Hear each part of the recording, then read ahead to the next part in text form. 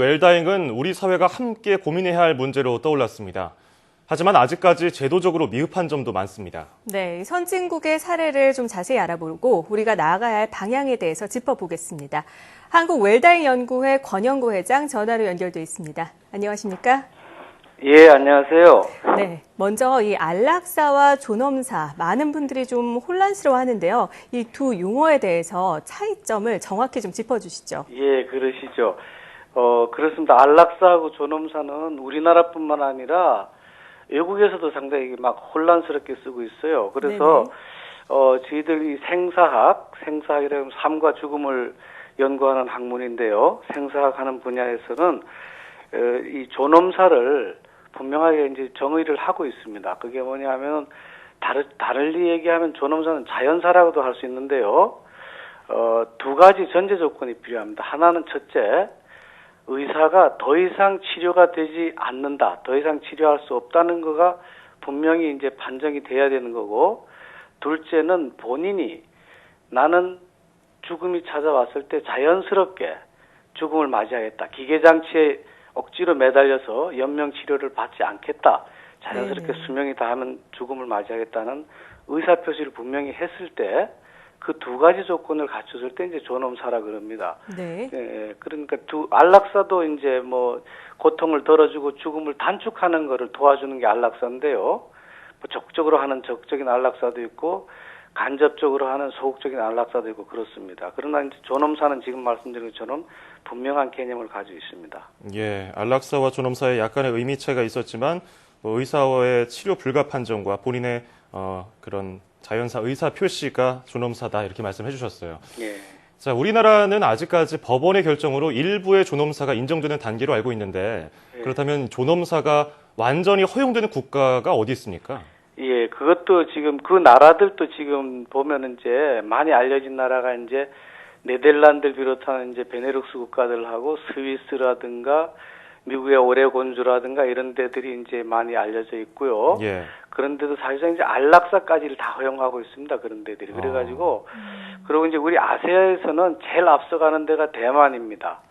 대만은 그 존엄사, 우리가 얘기하는 존엄사 개념하고 똑같은 죽음을 그 자연사라 그래가지고 자연사법을 만들었어요. 대만은. 예. 그 개념은 똑같습니다. 우리가 얘기하는 존엄사고. 그 자연사법을 대만은 진작부터 시행을 하고 있고, 그 자연사법에 의해서 혜택을 받고 싶은 사람은 이제 그 안녕회원이 되면은 안녕카드라는 걸 발급받아가지고 그 안녕카드를 가진 사람은 이제 그걸 그 인정을 해주게 돼 있어요. 그 사람 의사표시인 걸로. 네네. 그리고 이제 일본은 아직 존엄사법은 없는데 그 대신 일본은 존엄사 협회가 있어가지고 존엄사 그 협회 회원이 되면은 그 협회가 잘 운영이 되고 있습니다. 그래서 거기 회원이 되면은 이제 회원증을 또 거기도 발급해서 그 회원증 가진 사람들은 그런 의사표시를 미리 해놓는 것이 됩니다.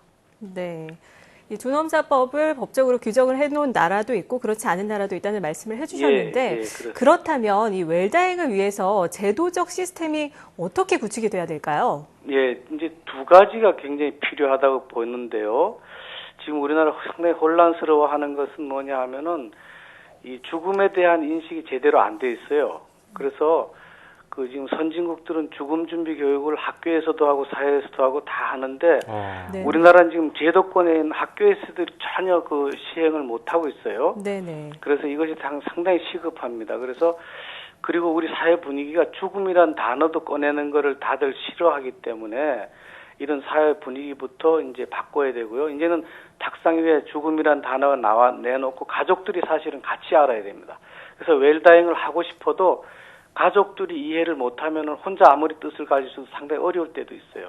예. 그래서 교육이 꼭 필요하고요. 또 한 가지는 아까 그 나왔지만 호스피스 서비스가 반드시 필요합니다. 왜 그러냐 하면은 호스피스는 두 가지 측면에 지원을 하기 때문에 첫째는 이제 자연스럽게 죽음을 맞이할 때까지 그 기간 동안 통증 같은 것을 완화해주는 완화 의료를 받아서 고통 없이 이제 지낼 수 있도록 해주는 게 필요하고 또 하나는 이 정신적으로 안정이 돼야 되거든요. 그래서 심리적으로 안정되고 그래서 편안한 마음으로 죽음에 이르게 되고 또 그리고 이제 다음 세상을 준비할 수 있도록 이렇게 도와주는 그런 서비스가 또 필요해요. 그러니까 정신적인 서비스와 이제 육체적인 서비스가 다 필요한데 그런 걸 할 수 있는 건 호스피스밖에 없거든요. 예. 근데 우리나라 호스피스가 너무 지금 안 돼 있어요.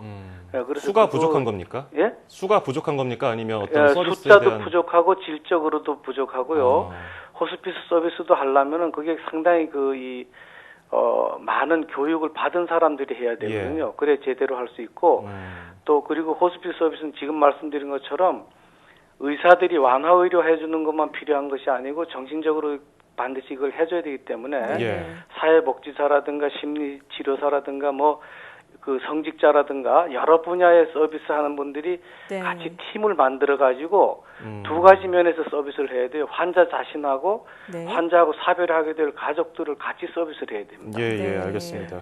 보통 문제가 아니군요. 예, 보통 그냥 문제가 궁금한 게 예. 일부 국가에서 죽음의 인식에 대한 어떤 교육을 한다고 했잖아요. 학교에서부터. 예. 어떤 식으로 이루어지는지 짧게 한번 알아볼 수 있을까요? 예, 그게 이제 보통 영국, 뭐 독일, 미국도 그렇고 그 하고 있는데 어릴 때부터 우선 그게 하려 그러면 하루 아침에는 안 됩니다. 어린이들부터 시작을 해야 되는데 어린이들은 이해하기 좋은 여러 가지 이야기들 있지 않습니까? 예. 그런 것들 가지고 이제 그 죽음에 대한 걸 자연스럽게 잘 이해하도록 그렇게 해야 되는데 우리 보통 보면 왜 애완견이 죽었다든가 할 때 애기들이 죽음을 사실은 사별을 처음 접하게 되잖아요. 그렇죠. 네. 충격도 많이 받고요. 예. 그럴 때도 참 좋은 교육 기회가 되거든요.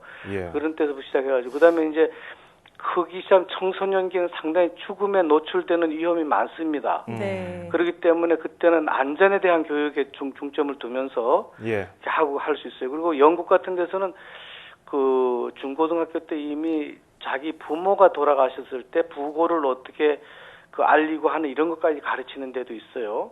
예. 그러니까 상당히 미리부터 예. 죽음하고 같이 이렇게 죽음을 스스럼 없이 자연스럽게 죽음하고 삶이 같이 가는 것이고 언제 어떻게 나나 우리 가족에게 찾아올지 모른다는 생각을 항상 가지고 대비하는 그런 것이 필요하거든요. 알겠습니다. 네. 이 죽음에 대한 교육이 굉장히 새롭게 느껴져서 한번 질문을 드려봤고요. 예. 아직 논란이 많습니다만 우리나라에도 이 웰다잉에 대한 관심 높아지고 있습니다. 지금 이렇게 회장님과 연결하고 있는 것처럼요. 네. 품위 있는 죽음, 또 아름다운 삶의 마무리를 잘할 수 있는 환경을 조성하려면 투자가 이루어져야 될 텐데 어디에 좀 집중적으로 투자를 해야 될까요? 그러니까 지금 얘기하면서 우선 제일 먼저 급한 것이 호스피스죠. 네네. 호스피스는 이제 꼭 시설에 안 가고 집에서 서비스를 받는 것도 많이 필요해요. 그리고 집에서 돌아가시고 지금 이제 대부분이 언젠가부터는 전부 병원에서 돌아가시지 않습니까? 네네네. 그래서 그것도 사실은 상당히 문제가 많습니다.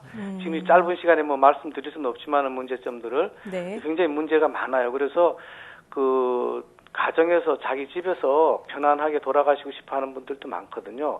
네. 그래서 꼭 호스피스 센터에 안 가더라도 집에서 서비스를 받을 수 있는 사회적인 체제가 되면은 됩니다. 근데 그런 것들을 이게 이제 뭐 하루아침에 안 되겠지만은 이제 이번에 제도화 되는 걸 그 계기로 해서 투자를 좀 많이 해야 될 것 같고요. 네네. 그건 이제 시설 투자도 해야 되고 사람을 양성하는 투자도 해야 되거든요. 네. 그렇게 하고 그다음에 또 하나는 이제 지난번 요양보호제도 시작됐을 때도 상당히 혼란스러웠는데 초기에 이번에 호스피스 제도도 지원 시작하면서 초기에 좀 잘 이 기틀을 잡아야 될 것 같아요. 네. 알겠습니다.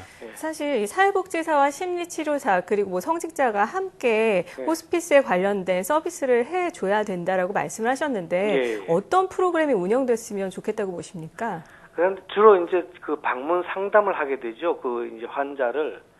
그런데 그 서비스를 지원할 사람들에 대해서는 각 전문 분야의 지식을 가지고 잘 알고 있으니까 그분들이 이제 죽음을 맞이하는 사람들의 심리 상태라든가 죽음이라는 내한테 죽음이 찾아왔을 때 그럴 때 어떤 느낌을 시작해서 어떤 식으로 심리 상태가 변화해 가는지 그런 과정 예를 들면 퀴블러-로스의 5단계 뭐 이런 거 혹시 아시는지 모르겠는데 그런 이 심리 상태에 대한 여러 가지 그 학설들도 있고 그래요. 예. 그러니까 그런 것들에 대한 기본적인 교육은 다 받아야 되거든요. 네네네. 자기 전문 분야를 안다 하더라도 네. 그래야지 거기에 맞춰서 이분이 지금 어떤 상태구나 하는 것에 맞춰서 서비스를 해드릴 수 있거든요. 네. 전문적인 교육을 통해서 보다 체계적인 접근이 필요하지 않을까 싶습니다. 예, 그렇습니다. 네. 한국 웰다잉 연구회 권영구 회장과 함께 이야기 나눠봤습니다. 오늘 말씀 고맙습니다. 예, 감사합니다. 네, 웰다잉 그리고 죽음 준비 교육 이런 용어들이 아직까지는 좀 낯설고 받아들이기 힘든 분들이 많이 있을 겁니다. 네, 맞습니다. 저도 오늘 처음 들어본 것도 많고요. 하지만 정말 필요하다고 여기시는 환자분들 그리고 가족들이 계시는 만큼 조심스럽게 논의가 돼야 하지 않을까 생각을 해봅니다.